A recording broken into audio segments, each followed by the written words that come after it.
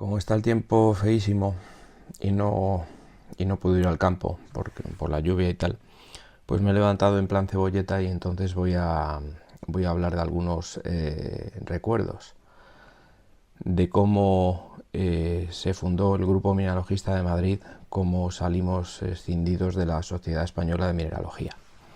Bueno, esto que tengo aquí es el primer boletín de la Sociedad Española de Mineralogía, que es de junio de 1978. En su página 8 se redacta el acta fundacional de la SEM. Dice lo siguiente: en el Salón de Actos de la Facultad de Ciencias Geológicas a las 11 horas del día 23 de mayo de 1975, bajo la presidencia del ilustrísimo señor decano, se reunieron debidamente autorizados, todavía vivía Franco, pongámoslo esto en su contexto, ¿no?, unas 100 personas que habían acudido al llamamiento del profesor Amorós, catedrático de Cristalografía y Mineralogía de la Universidad Complutense de Madrid, para la creación de la sociedad. En primer lugar, el señor Amorós informó sobre el espíritu que guiaba el llamamiento hecho a los mineralogistas de toda España para la creación de la sociedad y la necesidad que existía para su constitución. Bueno, bla bla bla, adhesiones, no sé cuántos, vale. Se acordó por unanimidad la constitución de la Sociedad Española de Mineralogía, cuya finalidad es la de promover, difundir, coordinar y organizar trabajos de investigación y de desarrollo en los campos científicos, tecnológicos y aplicados que se refieren a la mineralogía. También prestará un especial interés a la promoción del coleccionismo y a la enseñanza de la mineralogía, sirviendo como centro de información y difusión entre los interesados. Y entre la Junta Directiva Provisional, presidente Manuel Fontaltaba, vicepresidente Gonzalo Leal Echevarría, tesorero Emilio Galán, secretario José Amorós, bueno, y luego muchos nombres conocidos en las vocalías, ¿no? Pues Fernando Aparicio, Antonio Arribas, José María Melgar, Salvador Mirete, Vicente Sosbainat, Jesús Talabán. Bueno, como habéis visto por los nombres, pues hay una participación importante de coleccionistas y comerciantes de minerales. No solo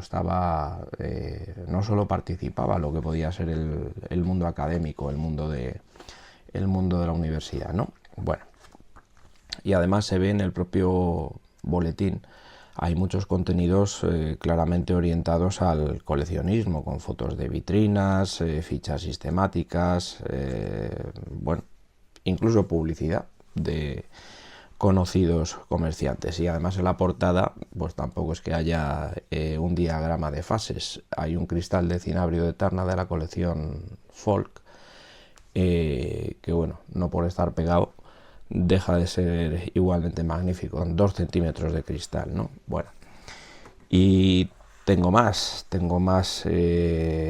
boletines de la Sociedad Española de Mineralogía antes de que se empezaran a editar, o en paralelo con la edición de esos tochos, donde allí había unos trabajos muy sesudos que nadie del ámbito del coleccionismo y de los aficionados podía merendarse, porque eran unos trabajos muy específicos y francamente infumables desde el punto de vista del coleccionismo. La Sociedad Española de Mineralogía pues fue perdiendo ese espíritu fundacional.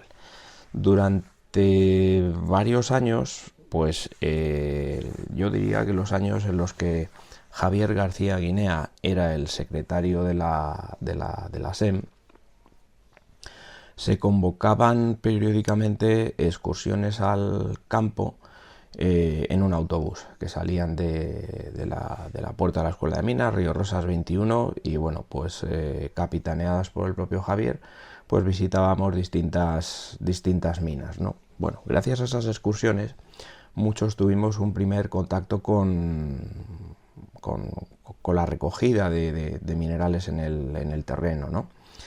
Y bueno, pues lo cierto es que aquello fue un caldo de cultivo, se generó un ambiente propicio pues para que muchos niños, muchos jovencitos, o se confirmaran nuestros apetitos por las ciencias de la tierra y demás. Aquellas excursiones, yo creo que todos los que participamos en ellas las recordamos pues con cariño y con la ilusión que nos hacía, ¿no? Recuerdo además que los carteles de las convocatorias se anunciaban en los mercadillos de los primeros domingos de mes. Entonces, bueno, pues ahí en las puertas de la Escuela de Minas estaban los carteles, pues unas fotocopias pegadas con celo, y ahí estaba la convocatoria. Recuerdo una que me supo muy mal no ir, pero costaba 1000 pelas, era pasta, que era una excursión a Allende la Encina, nada menos, y además cuando todavía estaban trabajando las minas para lavado y acondicionamiento de los primeros pisos de Santa Catalina, y la gente que asistió a aquella excursión tuvo la oportunidad de bajar a aquella mina, ¿no? ¿Cuántas veces no me he dado de tortas bueno, pues por haber dejado pasar aquella oportunidad? Pero bueno, el contenido y el valor que tenían aquellas excursiones evidentemente era importantísimo, porque excedía el ámbito académico, excedía con mucho lo que podían ser los intereses del colectivo científico y universitario, y era la cantera, por utilizar un símil futbolístico, era la cantera de los geólogos y de los futuros ingenieros de minas. Aunque luego con posterioridad acabé a tortas con el propio Javier García Guinea por el tema de la geoda de Pulpí, pero aquel trabajo hay que reconocerle, porque además era un trabajo que seguro desarrollaba a solas dentro de la propia Sociedad Española de Mineralogía. A nadie le interesaba el tema. De hecho, los estatutos de la Sociedad Española de Mineralogía, cuyo artículo 3 acabo de leer, fueron modificados en el año 90 y otra vez en el año 2011, y el tema del fomento del coleccionismo fue barrido, desapareció, ya no se volvió a mencionar ni a aparecer en los fines y objetivos de la sociedad. Bueno, pues ya está, confirmado, ¿no? Recuerdo además que pues comparecimos a una asamblea de la SEM en Madrid, y bueno, lo que hicimos fue enviar un comunicado, notificación a los socios de Madrid para informar que reivindicábamos que se continuaran con las excursiones, porque fueron puestas en cuestión por muy diversas razones, ¿no? Pero bueno, ante la posibilidad de que esas excursiones desaparecieran, pues nosotros, los participantes y beneficiarios de aquellas excursiones, lo que hicimos fue reaccionar. Entonces, básicamente el mensaje era: si no lo hacéis vosotros como Sociedad Española de Mineralogía, pues lo haremos nosotros como entidad nueva, porque lo que no vamos a dejar es que se pierdan estas actividades que dan entrada en el mundo del coleccionismo a muchos niños y jóvenes que pueden tener un interés en el asunto, ¿no? Tuvimos varios debates, algún cruce epistolar al respecto, pero bueno, básicamente nuestra propuesta de que se mantuvieran esas actividades, aunque no las organizaran ellos, las personas del mundo académico, que nos permitieran a nosotros mantener y continuar con el trabajo de organización de esas excursiones que se hacían pues mensualmente o cada 2 meses, ¿no? Solicitábamos también que se compartiera el local social. El local social estaba en los bajos de la calle Alenza, en la Fundación Gómez Pardo, pues por una gestión que hizo, si no recuerdo mal, Emilio del Valle, que era directivo de la Ollera Vasco-Leonesa. Entonces, bueno, pues por sus contactos y sus relaciones, el caso es que allí había un local que era el local social de la Sociedad Española de Mineralogía, y había una pequeña biblioteca con muchos títulos. A nosotros, que de aquella éramos estudiantes en la Escuela de Minas, a mí me dio Javier una llave del local, y nosotros, pues como estábamos allí todo el día como estudiantes, pues nos era fácil acercarnos, bajar allí, estar pues leyendo papeles y todas estas cosas. Recuerdo en particular pues una conversación con Puri Fenol, que era la presidenta, o la presidente, mejor dicho, que bueno, básicamente estábamos insistiendo en la necesidad de mantener las excursiones y que no se perdieran este tipo de actividades, ¿no? Lo que me dijo es que, como yo comprendería, ella no iba a estar explicando a una ama de casa pues que la pirita son unos dados amarillos y tal y que cual, literal. A mí no me parecía respuesta, pues fue un poco la confirmación de que teníamos que montarnos el chiringo por nuestra cuenta, porque estos ya iban a lo suyo, que está un poco en el tema, dicho con todos los respetos, pues de la producción científica, pues para tener también sus objetivos curriculares cubiertos, el poder tener mayor acceso a presupuestos en sus departamentos de universidad, bueno, todo lo que es los vicios actuales de la Universidad Española, tan divorciados de los objetivos primigenios de lo que era la universidad, que evidentemente tiene que tener sus canales y sus enlaces con la sociedad civil. La sociedad civil pasa también por entrar en contacto, por facilitar la entrada de las personas que no tienen esa información o no la tienen todavía. Bueno, como digo, no fue tenido en cuenta, y entonces pues el 4 de mayo del año 1990 lo que hicimos fue fundar el Grupo Mineralogista de Madrid. Otro ejemplo más, ¿no? Esto es un anuncio de la feria de la segunda Bolsa Internacional de Minerales y Fósiles, que tuvo lugar en 31 de mayo y 1 de junio de 1980. Fíjate, se ha llovido, Fíjate, se ha llovido. Organizan Sociedad Española de Mineralogía, Instituto Gemológico Español. Aquí está la convocatoria. Una calcita de Peñabellera más fea que pegar a un padre en la portada, pero bueno. Y aquí pues anuncios de Fernando Aparicio, Julián Cobas, la lista de socios, Baile Minerals, Stratos, bueno, Petrópolis, Manuel de Torres Molina, bueno, Brera, en fin, los veteranos, Jaime Serrate Plans y tantos otros, ¿no? Bueno, como digo, la Sociedad Española de Mineralogía renunció a aquellas actividades y nosotros las continuamos. Tengo aquí la respuesta que dio la Sociedad Española de Mineralogía a nuestra petición escrita, ¿no? Esto es una carta que firma Jesús Soriano Carrillo, que había sido el secretario que sucedió a Javier García Guinea de mayo de 1990. Estimado amigo, en la reunión de la Junta Directiva del pasado 18 de mayo, esto es el año 90, digo, realizada la oportuna discusión de ambos escritos, la Junta Directiva acordó lo que sigue: no compartir la sede social con el GMM, colaborar y asesorar científicamente al GMM, donar al GMM los fondos bibliográficos que la SEM tenga repetidos y estudiar la inscripción de la SEM como socio colectivo cuando éste esté debidamente constituido y lo solicite debidamente. Bueno, digo esto porque desde que nosotros, el GMM, solicitó a la delegación del gobierno hasta que efectivamente quedó inscrita, pues pasaron 3 años, que menos, ¿no? 3 añitos para, en fin, cosas de la administración.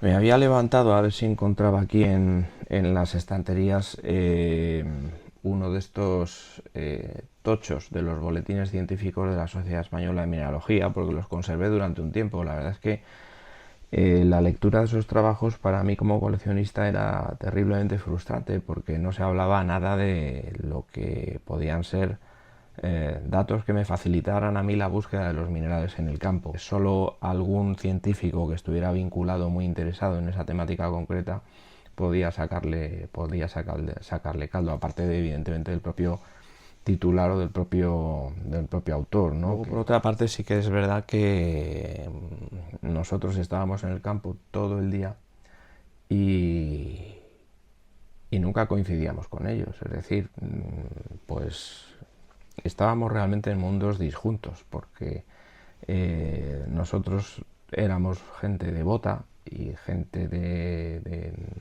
campo, y ellos daban la sensación de que eran mucho más de bata o de tiza. Insisto, dicho con todos los respetos, pero fue una pena, y así lo dijimos luego en editoriales posteriores, fue una pena que no fuéramos capaces de compartir lo mejor de cada casa, de poder tener esa parcela en común, esa intersección de nuestras actividades, que sin duda existe y sin duda la hay, porque nosotros podíamos haber facilitado muchísimo los trabajos de prospección a este colectivo científico y el colectivo científico también podía habernos aportado, pues desde su experiencia, desde su mayor preparación en el tema en el que son expertos, podían habernos facilitado mucho el alcanzar un nivel de coleccionismo pues más maduro, más preparado, más profesional, más riguroso. No fue posible. Aquí tengo la convocatoria de la Asamblea Fundacional del Grupo Mineralogista de Madrid, que fue el viernes 4 de mayo de 1990 a las 7 de la tarde en la Fundación Gómez Pardo. Bueno, tiene gracia porque este cuarzo, que luego ha sido el logotipo del GMM, y creo que lo seguirá siendo ahora, ¿no? Procede de un trabajo sobre los cuarzos de Villas Buenas que había en el despacho, en la sede de la Sociedad Española de Mineralogía. Entonces cogimos ese cuarzo y lo que hicimos fue cortarle la longitud de las caras del prisma, porque era bastante más largo, ¿no? Pero básicamente las dos terminaciones son iguales. Bueno, ese es el origen del logo, modificado de un trabajo de Villas Buenas que ya existía. Y ya está. Bueno, pues esa fue la convocatoria, tuvo lugar allí en el Salón de Actos de la Fundación Gómez Pardo. Lo recuerdo como si fuera hoy. Y aquí está la carta que habíamos enviado a todos los socios de Madrid. Y la firmábamos Félix Marcos, Gonzalo García y Luis Ángel Cóllega. Bueno, aquí se dan todas las razones, básicamente lo que acabo de decir, ¿no? En fin, que nos dejaran mantener las actividades. Literalmente decía, este boletín no cubre las apetencias del sector de aficionados que hay en la sociedad. Sospechamos que este grupo de socios es suficientemente numeroso como para que disponga de un pequeño boletín independiente de contenidos que interesen al aficionado. En principio se nos ocurrió que este nuevo boletín podría ser una ampliación del boletín divulgativo que actualmente envía la SEM, pero hemos terminado optando por otra vía que vamos a exponeros, raca. Y había aquí una última frase que decía, escrita a mano además, en caso de no haber acuerdo, es decir, en caso de que la parte científica pasara de nosotros, estudiaremos la creación del GMM como grupo independiente de la SEM. Es decir, nuestra idea, si hubiera sido aceptada, era que el Grupo Mineralogista de Madrid fuera una especie de sección o grupo de actividades dentro de la propia Sociedad Española de Mineralogía, porque al fin y al cabo, pues en sus estatutos fundacionales incluía estas actividades, ¿no? Bueno, pues nada, como digo, entonces pues nos fundamos y empezamos enseguida con las actividades. La primera excursión de campo que se convocó fue una que hicimos a la mina Nazarena de Almuradiel y las minas de Linares, porque habíamos estado hace muy poco, las minas estaban todavía en explotación y yo creo que esa excursión todavía vino Javier García Guinea, todavía fue convocada con el logotipo de la Sociedad Española de Mineralogía, pero lamentablemente fue ya la última. Ya está, no hubo más, ¿no? Y a partir de ahí pues nosotros ya redactamos los estatutos que eran copia de los de la Sociedad Española de Mineralogía, pero copia literal, porque para qué vamos a darle vueltas. Y bueno, pues a hacer un primer listado de socios, bueno, pues ya está. Y durante unos años pues estuvimos creciendo en número de socios y hacíamos actividades pues prácticamente todos los meses. Las actividades fundamentalmente eran estas excursiones al campo, ¿no?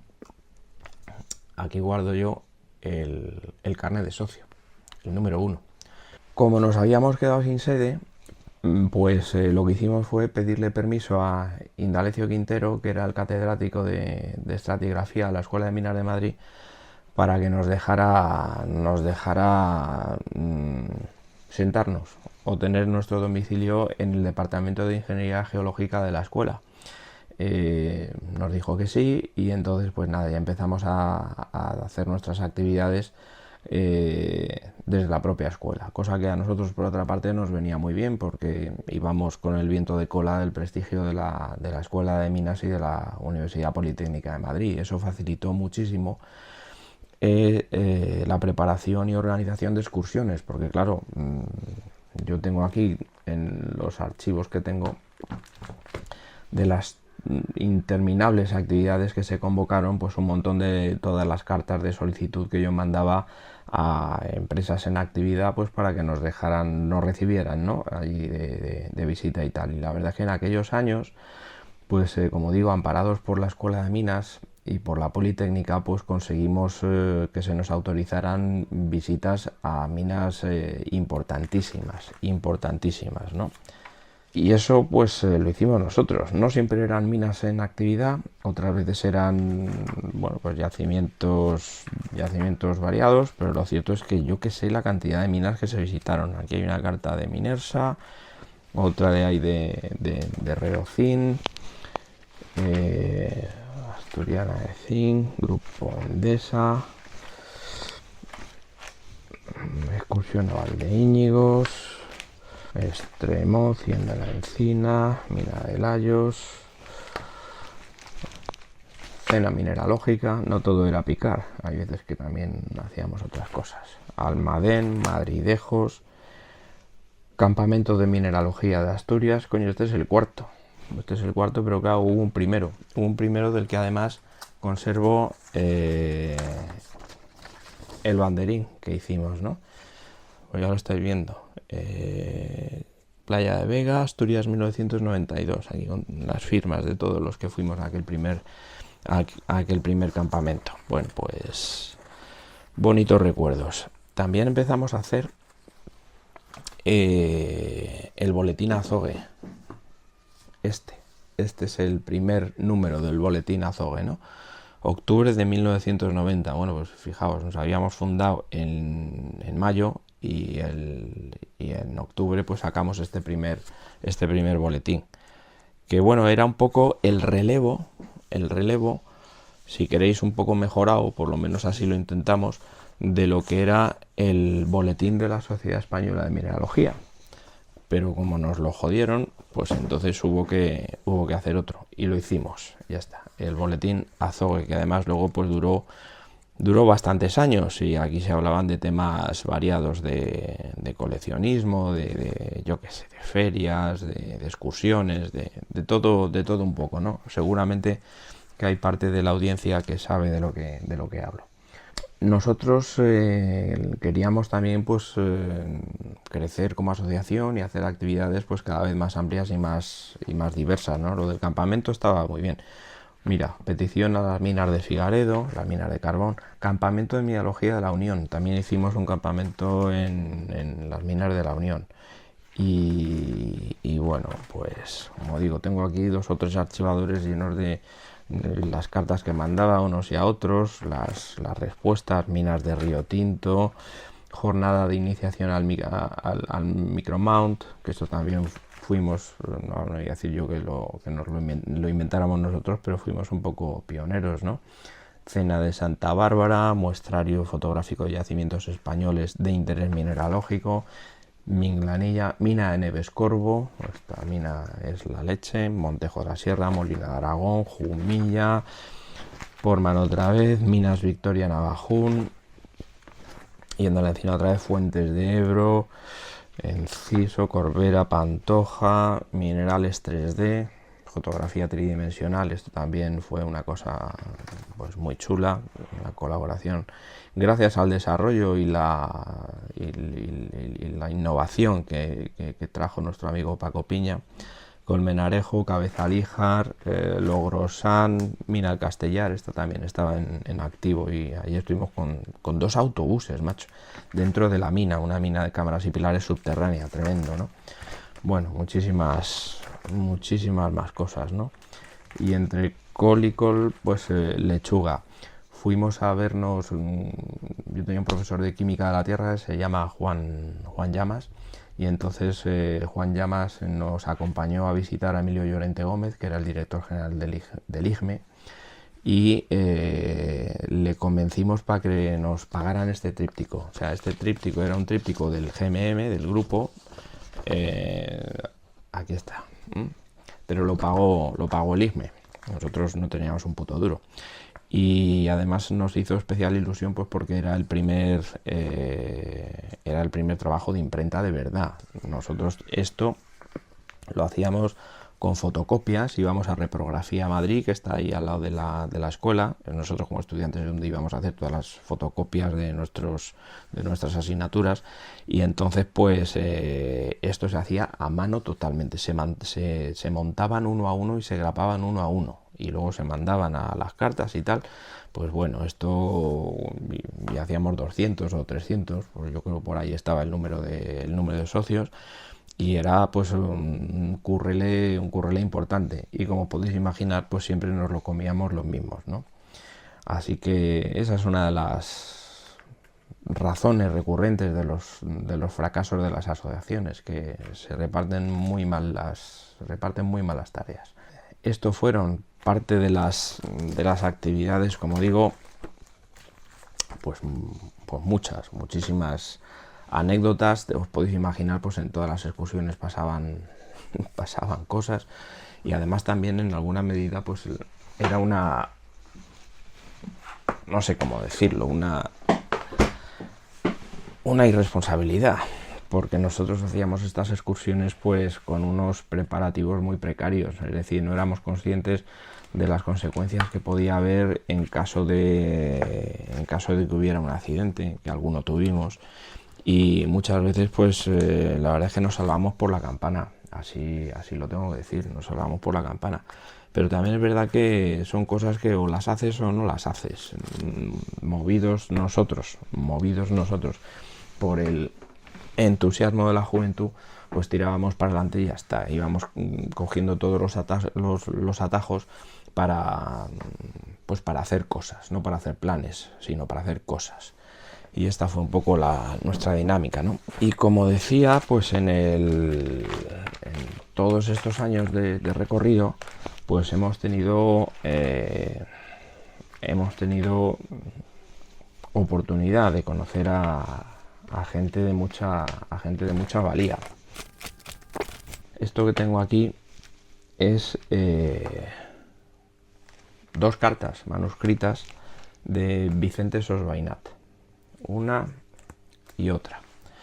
Bueno, básicamente saludando nuestras actividades, diciendo que había recibido el boletín Azogue, que había producido una agradable sorpresa, y que bueno, todas estas cosas, ¿no? La verdad es que, claro, estos señores eran mucho más de campo, entendían la importancia de que la gente se aficione a los minerales a través de la organización de ferias y a través del coleccionismo, ¿no? Luego ya vinieron los miramelindos, que esto del coleccionismo les debía parecer una cosa tremendamente frívola y bueno, como que contamina, ¿no? Y entonces pues nada. Recuerdo una tarde allí en el local de la SEM, que me encontré con un geólogo, la verdad es que no recuerdo el nombre, casi mejor, que bueno, que básicamente lo que decía es que el coleccionismo de minerales y la recogida de minerales en el campo, pues que era una atrocidad y una perfecta inmoralidad, que era eso, que eso era un patrimonio natural, que no sé qué, que no sé cuántos. Bueno, pues esa era la postura, ese era el nivel, ¿no? Evidentemente eso ha ido a peor, porque ahora está esa misma sensibilidad, que para mí es falta de educación, pero está regulada. Y ahora hay muchos sitios donde se dice y se escribe que no, que aquí no se pueden coger minerales. Bueno, pues estupendamente. Lo que se ha hecho toda la vida de Dios, todos los científicos, todos los primeros estudiosos de la mineralogía empezaron por el coleccionismo. Todos tenían sus colecciones, todos tenían sus descripciones mineralógicas de detalle. De aquella no habían rayos X, ni había fluorescencias, ni habían inclusiones fluidas, ni gaitas. Entonces pues se trabajaba con los recursos que había, y la observación de visu de los minerales y sus descripciones físicas pues estaban en el ABC, ¿no? Un antes y un después hubo cuando desde Barcelona nos llama una filial o una pata del grupo Planeta, que se llamaba RBA Ediciones, porque estaban a preparar o estaban con el proyecto de lanzar unos fascículos de estos de minerales, ¿no? De mineralogía. Y entonces pues nos llamaron para que preparásemos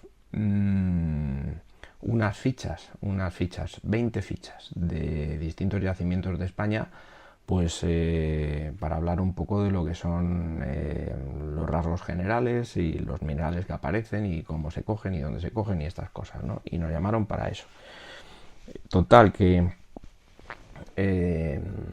esa misma semana pues nos fuimos a Barcelona a hablar con ellos. Entonces nos explicaron un poco de qué iba la historia y bueno, pues dijimos que de acuerdo, que encantados. ¿Qué importancia tuvo esto? Pues la importancia que tuvo fue enorme, porque esta gente nos pagaba por cada foto publicada 7.000 pesetas. Entonces no era tanto por los textos, que aunque tenían también un trabajo y había que escribírselos, yo recuerdo haber escrito no sé cuántos, eh, pero eran las fotografías lo que realmente estaba bien remunerado. Entonces todas las fotografías que nosotros aportábamos para acompañar a esas fichas, pues nos las pagaron y nos las pagaron muy bien. Tengo que decir además que las fotografías son del autor, son de quien las hace. De las fotografías que se aportaron, yo diría que 2/3 partes eran fotos de minerales, no fotos de minas. Y tengo que decir también que esas fotos de minerales las había hecho casi en su totalidad Paco Piña. No hace falta que le presente. Y podía ser un ingreso o podía ser un dinero del que Paco Piña hubiera dicho, bueno, esta es mi pasta porque son mis fotos, es mi trabajo, ¿no? Podía haber defendido perfectamente esa postura. Sin embargo, no lo hizo. Y pues eso fue casi 1.000.000 de pesetas. 1.000.000 de pesetas del año 93. Nos vimos con dinero para hacer lo que, bueno, pues siempre habíamos tenido en nuestras fantasías, ¿no? Que era hacer una publicación de mucha calidad gráfica, donde poder presentar de una puñetera vez la belleza de los minerales españoles, pues porque hasta la fecha digamos que se habían reproducido con unas calidades técnicas que dejaban mucho que desear. Entonces, bueno, pues no nos representaban, vamos a decir. Cuando nos vimos con dinero y empezamos a tomarnos en serio la edición de una revista de otro tono, joder, fuimos a una fotomecánica profesional, nos hicieron unas pruebas de color. Esas pruebas de color, bueno, eran ya usando las diapositivas que estaban empezando a mejorar mucho de calidad. Empezamos a trabajar básicamente Paco Piña y yo en la realización de fotos de minerales españoles. Y bueno, pues aunque al principio los resultados eran, bueno, pues modestos, pero los progresos fueron grandes, ¿no? En otro momento podríamos hablar de lo que fue aquella etapa, ¿no? Un trabajazo y una dedicación no fácil de repetir, las cosas como son, ¿no? Con muchísimas dificultades. Y así vio la luz el primer número de Bocamina en el año 1994. Las excursiones también nos gustaba prepararlas un poquito, quizá no tanto en sus ámbitos administrativos, pero sí en los logísticos y en los prácticos, ¿no? Evidentemente había que buscar no solo dónde iban a quedarse a dormir 60 personas, sino pues dónde íbamos a comer, dónde íbamos a aparcar, por qué pistas había que meterse y todas estas historias. Cada excursión tenía su, fijaos el tocho que tengo aquí de, bueno, era como la guía de la excursión, ¿no? Era un papelillo, una pequeña explicación, como digo, pues cada una tenía lo suyo. Bueno, pues igual que como cuando vas a los toros y te dan el tríptico para que sepas de la ganadería, a qué torero le toca cuál, pues estas cosas parecidas, ¿no? Minas de Río Tinto. Bueno, yo los guardo todos pues por razones sentimentales, ¿no? Porque fijaos la cantidad de chismes de estos que me comí yo, ¿no? Son un poco la memoria de aquel periodo. Muchísimas. Bueno, pues nada. aquí están estos folletos. Entonces, estaba diciendo que cuando publicamos el primer número de la revista Bocamina, este es el número 0. Este primer número eran 4 pliegos, son 16 páginas cada pliego, 2 eran en blanco y negro y 2 de los pliegos eran en color. Entonces, bueno, pues ajustándonos un poco a esa limitación, pero claro, yo creo que era la primera vez que en España se publicaban fotos de minerales españoles con este nivel de calidad gráfica, creo, ¿eh? Precisamente por eso tuvo un impacto importante, y en cuanto que lo llevamos a las ferias y empezamos a distribuirlo, pues la revista tuvo una acogida excepcional. Todavía guardo por ahí las muchísimas cartas de felicitación y reconocimiento que hubo como consecuencia de la publicación de este primer número, ¿no? Luego siguió 13 años, y bueno, ahí podríamos entrar en una larga conversación, porque cada uno de los números pues tuvo sus cosas y tuvo sus anecdotarios particulares, ¿no? Evidentemente el primer número de Bocamina 0 fue un número general, y a partir de ahí ya empezamos a hacer números específicos pues, de algunos yacimientos en concreto, ¿no? Y bueno, pues hasta que la dejamos de hacer, y la dejamos de hacer pues por dificultades de todo tipo, básicamente pues porque era un trabajazo que muy pocas personas estaban dispuestas a asumir, y la prueba está en que los que se supone que iban a asumir la continuidad al final no asumieron nada. Bueno, tengo aquí otro recuerdo. Esto es una letra bancaria de las que firmábamos cuando había que pagar a la imprenta. Es decir, la primera revista, como digo, la financiamos con ese dinero que nos dieron las fichas de Editorial Planeta, ¿no? Bendita la hora. Pero luego posteriormente pues hacíamos 3.000 ejemplares y había que poner 2 millones o por el estilo, ¿no? Nadie tenía esa pasta, entonces había que firmar letras con la imprenta y confiar en que las ventas de la revista pudieran generar el dinero para pagar esas letras, ¿no? Y bueno, pues afortunadamente así fue. Ese es un poco el patrimonio que quedó. Hicimos 2 cosas también para favorecer la financiación. La primera fue irme al Consejo Superior de Colegios de Ingenieros de Minas, sentarme con Emilio Llorente. Le había mandado previamente una misiva, no digo lacrimógena, pero sí para tocarle la fibra, ¿no? Para decir, bueno, macho, a ver si ayudáis, a ver si os ponéis un poco en serio, porque esto es un trabajo bastante tangible, y yo creo que es un trabajo que va muy en la línea de favorecer la industria minera y de defender lo nuestro, patrimonio, etcétera. Y bueno, creo que fue muy receptivo a mi petición, y a partir de aquel momento pues previas deliberaciones y tal, pero lo cierto es que el Consejo Superior de Ingenieros de Minas pues colaboró con 3.000 eurazos para cada uno de los números que editábamos, ¿no? Bueno, eso fue una ayuda muy importante, y pues nada, que conste el agradecimiento a Emilio Llorente, que en paz descanse, que siempre tuvo una escucha atenta y fue muy sensible a las actividades que desarrollábamos en el Grupo Mineralogista de Madrid, antes incluso de que empezáramos a hacer la revista. De hecho, como decía antes, este primer folleto también fue él que dijo hágase, ¿no? Hay gente que colabora, hay gente que se mueve activamente, y hay otros que no.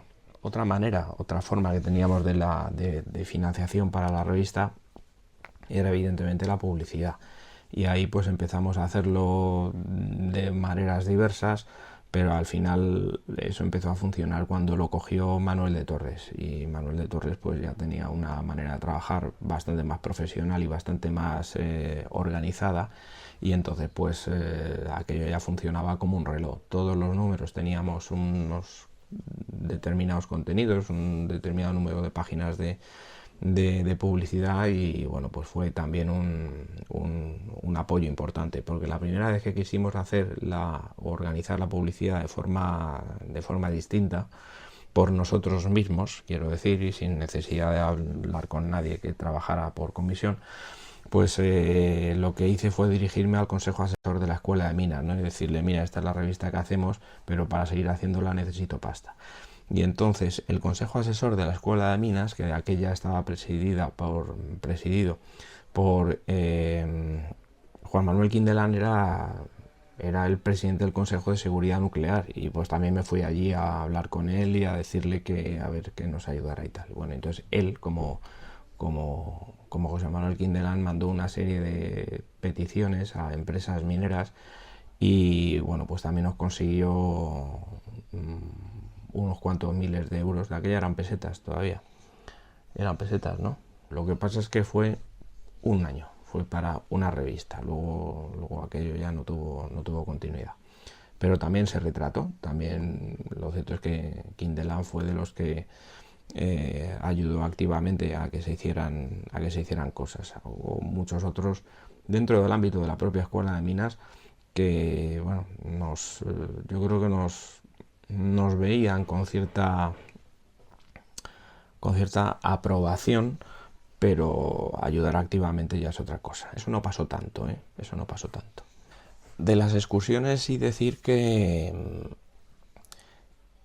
yo creo que los participantes pues muchas veces no fueron conscientes de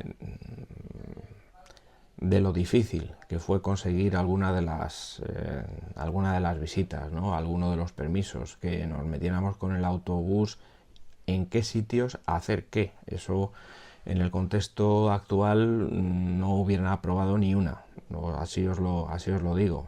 No hubiera sido posible que nadie se bajara del autobús a picar donde le diera la gana y coger minerales, y muchísimo menos pues que nos prepararan con la retroexcavadora un patio de minerales para poder buscar allí. Eso, amigo, pasa cuando pasa, y no es tan sencillo, ¿no? Pero bueno, muy buenos recuerdos, y yo creo que por lo menos la satisfacción de haber dado continuidad a esas actividades que fueron tan importantes y fueron la razón de ser para la fundación del GMM, ¿no? Hoy día la fotografía de minerales es otra historia, ¿no? Porque con el desarrollo de la fotografía digital hay una variable, que es la del tiempo, que casi ha desaparecido. Tú puedes ver los resultados de tu trabajo en tiempo real, pero en aquel momento, cuando Paco y yo empezamos a hacer las fotos de minerales, lo hacíamos con Kodachrome. Se tenían que mandar las diapositivas, los carretes, a Suiza, y veías el resultado 15 días después. Muchas veces se te olvidaba hasta cómo habías hecho la foto. Y claro, no tienes posibilidad de corregir, no tienes posibilidad de ir direccionando o ir cambiando las condiciones de tu fotografía, porque no puedes ver los resultados. Cada fotografía nos llevaba como 3/4 de hora. Esa era más o menos la media. Yo hacía los encuadres y Paco el resto, empezando por la iluminación, que es crítica, absolutamente crítica en la parte de fotografía, ¿no? Y bueno, pues así lo hacíamos. Luego empezamos con lo de las fotos tridimensionales, y entonces cada fotografía de mineral se hacía con el par estereoscópico, en una base giratoria, en toda una historia. Y todo esto, además, pues yendo por toda España, visitando colecciones en casa de uno, en casa de otro, en garajes, en talleres, en museos, en donde fuera, donde nos pudiéramos instalar, ¿no? Y allí nos pegábamos la paliza padre, con la colaboración del propietario, evidentemente, a hacer todo ese trabajo de documentación y de fotografía. Bueno, pues ahí queda ese patrimonio, ahí quedan esos miles de fotografías hechas, no todas publicadas, pero que en su momento fueron un trabajo ímprobo. Otro aspecto innovador que tuvieron las excursiones del grupo, porque siempre había trabajos o excursiones preparatorias, no íbamos en general a pelo, ¿no? Sino que ya habíamos estado alguno de nosotros preparando el terreno, reconociendo la cosa. Fue cuando empezamos con el tema de reconocimiento de pozos. También aquí creo que fuimos de los primeros, ¿no? Y bueno, pues era una puerta nueva, era una puerta donde era combinar con espeleología y con otro tipo de cosas que no eran, iban bastante más allá de lo que es el coleccionismo puro y duro, ¿no? En todos estos años hemos tenido desencuentros y conflictos y líos con muchos y con distintos organismos y asociaciones y tal, ¿no? Yo qué sé, o sea, empezando por la Sociedad Española de Mineralogía, que es como empezaba el vídeo, pero luego hemos tenido también movidas con la APN, ya no recuerdo ni por qué, pero lo cierto es que las hemos tenido movidas a cuento de la revista de minerales, con el grupo mineralógico catalán, con distintos comerciantes que en algunas ocasiones podían pensar que nuestras excursiones interferían con sus intereses, y probablemente era así.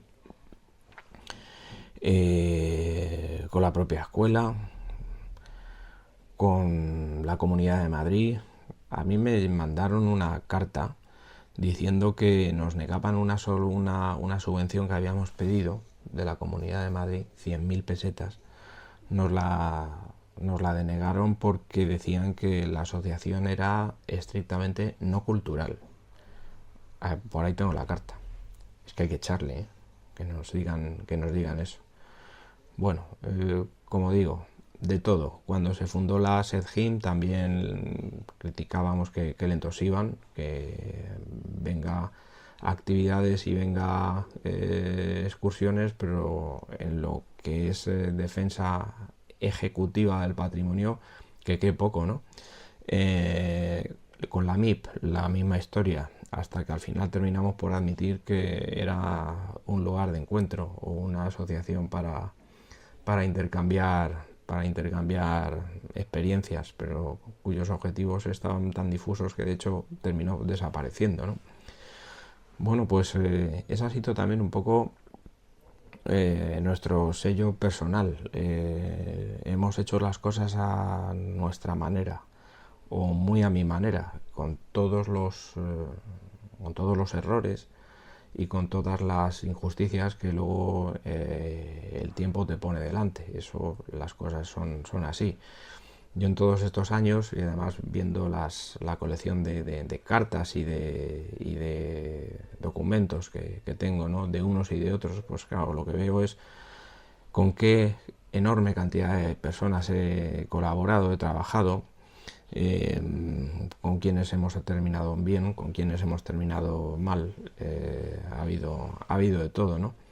Y es verdad que muchas veces pues hemos hecho las cosas mal o hemos pecado de miopes, hemos querido ir a lo nuestro sin tener en consideración otras posiciones, otras valoraciones, y eso pues probablemente ha sido un error. Bueno, yo pediría que hagamos balance de conjunto. Creo que el recorrido o el saldo neto ha sido favorable. España es un país complicado para hacer cosas que impliquen trabajo en equipo, que impliquen ir más allá de las individualidades, pues porque no, porque al final lo que no coge, lo que no es directamente traccionado por una persona, como no haya un impulsor que se mete en las orejas un determinado objetivo y lo trabaja y lo pelea y lo lucha, o es muy complicado conseguir cosas. Entonces, al final, como decía antes, yo creo que hay dos tipos de personas: los que hacen planes y los que hacen cosas. Aun con los errores es preferible ponerse en marcha, o aun con las incertidumbres es mejor ponerse en acción, pero no podemos estar todo el día esperando que se den todas las circunstancias, porque ese día no va a llegar nunca. Espero haber hecho un pequeño balance de lo que ha sido la historia del GMM, de lo que fue la historia de la revista Bocamina, de algunas de las cosas que tenía detrás y de gente de mucho mérito que participó y que sin su trabajo y sin su generosidad no hubiera sido posible. Y nada más, no se trata de quedarse mirando lo ya hecho, se trata de mirar a por qué vamos ahora. Bueno, me gustaría dar cabida en este episodio a un editorial que publicamos en el número 9 del boletín Azogue. Estos editoriales, bueno, vistos ahora que he estado repasando unos cuantos, la verdad es que tienen gracia porque eran bastante reivindicativos y además pues básicamente describen y conectan con situaciones que siguen sin resolver. Cosas muy de actualidad, ¿no? Pero bueno, por centrarnos un poco. Este editorial, bueno, evidentemente como era editorial es opinión de la revista, opinión de la asociación, en este caso no tenía firma, pero este en particular lo preparó nuestro amigo José Manuel Gordillo, ¿vale? Entonces, bueno, pues voy a dar lectura al mismo. Dice lo siguiente: Robert G. King es un ciudadano británico, antiguo profesor de la Universidad de Leicester y conservador del John Moore Countryside Museum. Coleccionista de minerales, es un experto en la mineralogía de Gran Bretaña y en la conservación de colecciones. George W. Robinson fue vendedor de minerales. Actualmente es conservador de la División de Ciencias Minerales del Museo Nacional de Canadá, Ottawa. Coleccionista de campo muy activo, es responsable de la descripción de nuevos minerales, enguerita, tiptoita, etc. Thomas J. Campbell es geólogo en una empresa de investigaciones mineras en Dakota del Sur y coautor de la segunda edición de la Enciclopedia de Minerales. P. Orlandi es graduado en Ciencias Geológicas, conservador del Museo de Mineralogía y profesor de Mineralogía Sistemática en la Universidad de Pisa. Coleccionista de minerales, ha firmado 60 trabajos científicos en los que se describen 15 nuevas especies. Estas notas biográficas tratan de resaltar cómo en países de nuestra órbita cultural las actividades de investigación y docencia, coleccionismo, divulgación, conservación de museos y la búsqueda o venta de minerales pueden desarrollarse por una misma persona, como si fuesen aspectos complementarios o formas distintas y compatibles de vivir un interés que les es común a todos, la mineralogía. En España sería difícil encontrar casos similares. Es más, existe una indiferencia a medio camino entre la mutua ignorancia y el reproche entre la comunidad científica y el colectivo de coleccionistas. Ambas comunidades tienen intereses específicos en la mineralogía y sería ingenuo pretender la suplantación de las actividades de unos por los otros. Sería difícil pensar en la asistencia de un catedrático a una actividad divulgativa de campo organizada por aficionados o en la aportación de un coleccionista a un congreso sobre mineralogía aplicada a nuevos materiales cerámicos. Sin embargo, existirían parcelas en las que la colaboración iría en mutuo beneficio. El profesional suele considerar al coleccionista como un personaje frívolo que solo repara en aspectos superficiales e intrascendentes de la mineralogía y, con frecuencia, le reprocha la destrucción de yacimientos de interés científico en su afán de búsqueda de ejemplares. El trabajo continuo sobre un yacimiento efectivamente puede conducir a su agotamiento, pero también supone la recuperación de ejemplares que de otra manera quedarían siempre ocultos. En cualquier caso, este sería un problema únicamente rectificable con una legislación menos permisiva. La mentalización de todos los coleccionistas españoles sería además de difícil e insuficiente. Los aficionados extranjeros demuestran la misma avidez para obtener ejemplares y, lo que es peor, disponen de unas técnicas de trabajo más eficaces que seguirían poniendo en peligro algunos de nuestros yacimientos. Bueno, esta parte quizá ha perdido actualidad. Esto es comentario mío, esta última frase es mía. Los responsables científicos parecen molestos con esta situación. Sin embargo, no aprovechan las ventajas que supone su proximidad a la administración para dictar medidas que frenen el abuso de algunos coleccionistas. No puede decirse lo mismo de las asociaciones de aficionados, que en algunos casos definen como objetivo en sus estatutos la protección de yacimientos. Solo la dificultad para trasladar estas inquietudes a medios oficiales y la escasez de medios hacen que difícilmente se supere la fase de proyecto. Bueno, esto también ha cambiado. Vuelvo a dar opinión personal. Esto también ha cambiado, porque eso de que no aprovechan las ventajas que supone su proximidad a la administración, eso era un comentario de hace 20 años. Las han aprovechado y las han aprovechado de forma indiscriminada, en mi opinión. Es decir, se han dictado medidas que no frenan el abuso de algunos coleccionistas, sino que frenan la actividad de todos los coleccionistas. Ahí es el punto donde seguimos estando en orillas diferentes. Termina el editorial. El aficionado coleccionista ha desarrollado una gran eficacia en el reconocimiento de muestras minerales en el campo, particularmente si su afición se ha orientado hacia un determinado tipo de yacimientos o zona minera. Esta facilidad no se debe a una preparación académica, sino a la experiencia obtenida tras muchas jornadas de campo. Por otra parte, para el investigador, es necesaria una fase de muestreo de campo en sus trabajos, que generalmente resulta costosa y es difícil de afrontar con los exiguos presupuestos de los proyectos. Naturalmente, la labor del coleccionista no puede sustituir a la del profesional, ya que hay multitud de aspectos que pasan inadvertidos o carecen de interés para el aficionado. Sin embargo, el investigador podría obtener información precisa sobre la localización de afloramientos interesantes o disponer de una colección muy completa de muestras que sin duda facilitaría su trabajo de campo. No es difícil que el aficionado, en su búsqueda minuciosa y entusiasta de minerales, encuentre ejemplares que no puede reconocer y que en muchos casos corresponden a nuevas especies para la ciencia. Con frecuencia estos especímenes, tras superar una fase de contraste de pareceres entre los propios aficionados, acaban olvidados en el fondo de un cajón. La colaboración con centros dotados de equipamientos adecuados ofrecería soluciones al coleccionista y la posibilidad para el investigador del estudio y caracterización de nuevas especies.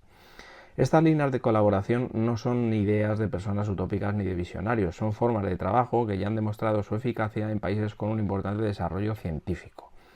Se hace necesaria una mayor agilidad en el intercambio de conocimientos, experiencias y proyectos entre los distintos colectivos interesados en la mineralogía. Las asociaciones de aficionados a la mineralogía se perfilan como elementos imprescindibles en la tarea de coordinación entre el coleccionista y universidades, centros de investigación o museos.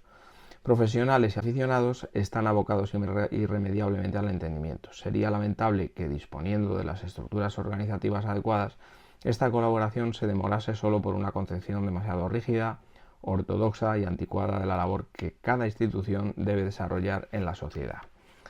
Octubre del 92. Han pasado 22 añitos y esto sigue en tareas pendientes, con los matices, con lo que se quiera, con algunas precisiones que quepa hacer en alguna de las afirmaciones del editorial, pero básicamente el tema de fondo es el mismo y, como decía en otro momento del vídeo, sigue sin resolver.